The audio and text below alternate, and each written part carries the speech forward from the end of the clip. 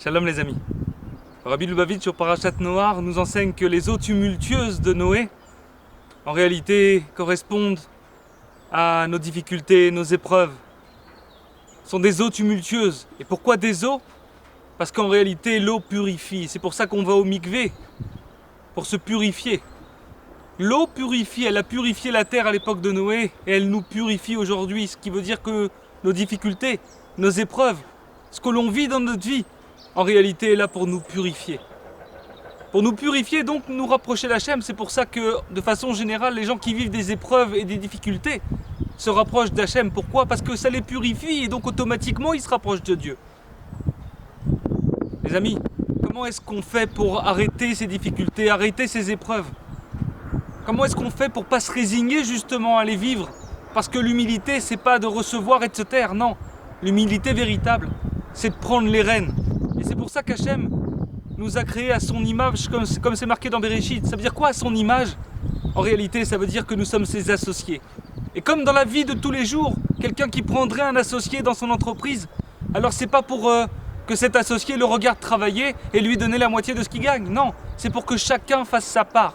C'est-à-dire que chacun fasse son travail et que cette association rapporte aux deux, que ce soit une association gagnante. Et c'est ça en réalité que Hachem nous demande, c'est de faire notre travail et c'est pour ça qu'on est sur cette terre. Faire notre travail, qu'est-ce que c'est? En réalité, c'est de la même façon qu'Hachem nous a créés à notre image, nous avons nous aussi par l'âme qui est en nous, Hachem en nous. Et donc nous pouvons nous aussi créer comme Hachem a créé la terre, nous pouvons créer notre vie, nous pouvons la dessiner.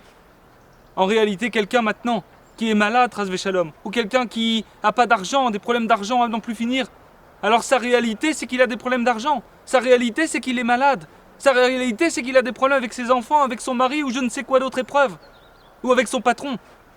Mais en réalité, plus il va penser à cette réalité qu'il a devant ses yeux aujourd'hui, ce qui veut dire que plus il va mettre ses yeux dans sa vie, plus en réalité il va créer son avenir, et recréer sans fin son avenir.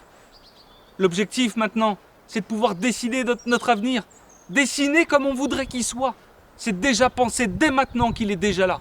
Quelqu'un qui n'aurait pas d'argent, il doit déjà penser dès maintenant qu'il a de l'argent, sans convaincre, pour en être certain, même si ce n'est pas la réalité pour l'instant.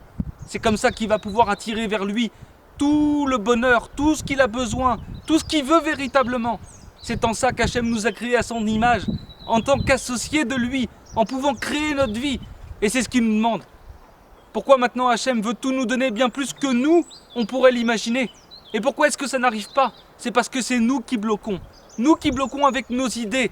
Parce qu'on voit la réalité et on se dit c'est pas possible, je suis malade, je vais jamais guérir. Et donc on crée notre avenir en faisant ça, en pensant comme ça. Le problème se trouve dans nos pensées, dans notre vision des choses. Quand quelqu'un maintenant il a des problèmes jusqu'à en plus finir, il focalise sur son problème, il focalise sur son épreuve. Et c'est justement ce qu'il ne faut pas faire. Parce qu'il faut considérer que cette épreuve, elle est déjà passée et que tout est réglé. Quelqu'un qui se sent riche, qui agit comme un riche, alors il deviendra riche. Quelqu'un qui se sent en bonne santé et qui agit en bonne santé comme s'il l'était déjà, alors il sera en bonne santé. C'est pour ça que le Rabbi Lubavitch nous enseigne que pensez bien, alors tout sera bien, pense bien et tout ira bien. Et c'est pour ça aussi que Rabbi Nachman nous dit que le désespoir n'existe pas.